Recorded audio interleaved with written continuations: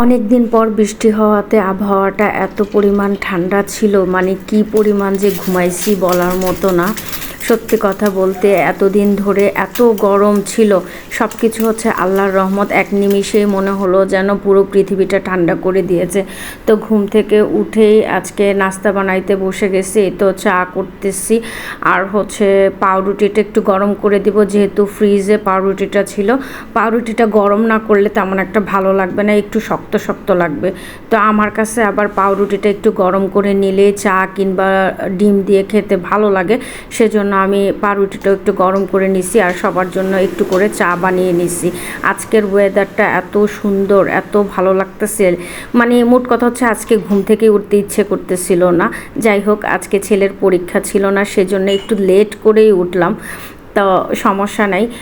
ইশিকা তো স্কুলে চলে গেছে, দীপ্ত, আমি আর হচ্ছে মারিয়াম একসাথে বসে নাস্তা করে নিব। আর হচ্ছে তারপর নাস্তা করার পরে হচ্ছে ছাদে যাব।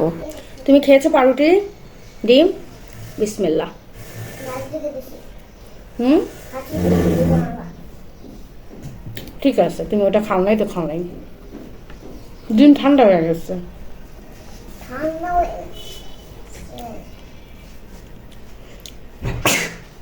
পাউরুটিও গরম করছিলাম, ডিমও গরম করছি, কিন্তু ঠান্ডা হয়ে গেছে। আসলে ঠান্ডা ডিম মজা না।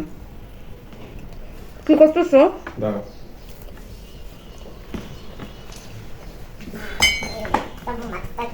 নাস্তা খেয়ে যাব ছাদে, কারণ মিস্ত্রি আসবে, কাজ করবে, ওখানেই যাব।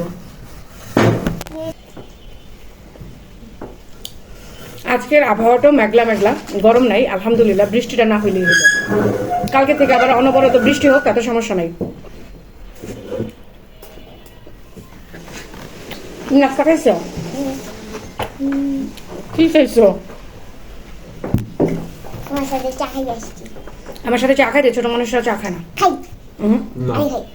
না, ছোট মানুষরা চা খেলে শরীর নষ্ট হয়ে যাবে, তুমি কালো হয়ে যাবে। এই যে আমি চা খাচ্ছি, সেই জন্য কালো হয়েছে। আরে বাচ্চারা চা খাইলে কালো হয়ে যায়।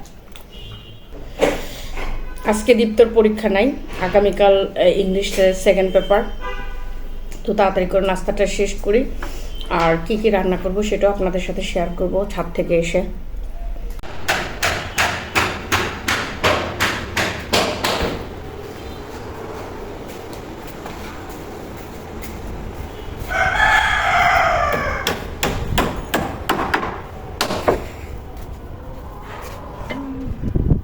আসসালামু আলাইকুম। ওয়ালাইকুম আসসালাম রহমতুল্লাহ।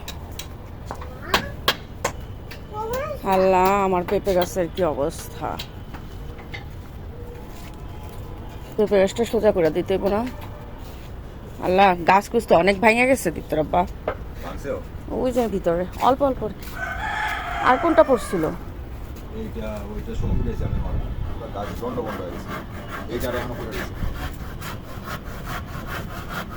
সব উল্টাপাল্টা হয়ে গেছিল, তো সকালে তো আমি আসি নাই।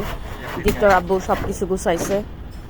যাই হোক, আজকে বৃষ্টি আসার আগে খাঁচার কাজটা শেষ হইলেই হইল। জানি না কতটুকু হবে, আল্লাহ আল্লাহ করে আজকে কাজটা শেষ করতে পারলে হইলো। যাই হোক, আমার মনে হয় আমি কাজটা ভুল সময়ে ধরছি।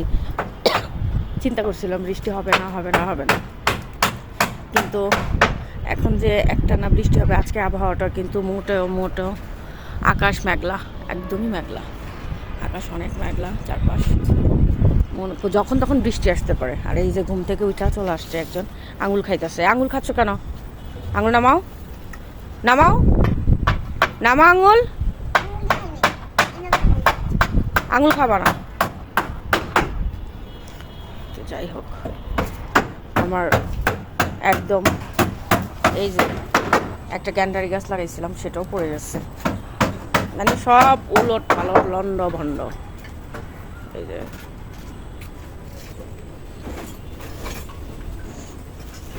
বৃষ্টিতে অবস্থা করুণ হয়ে গেছে।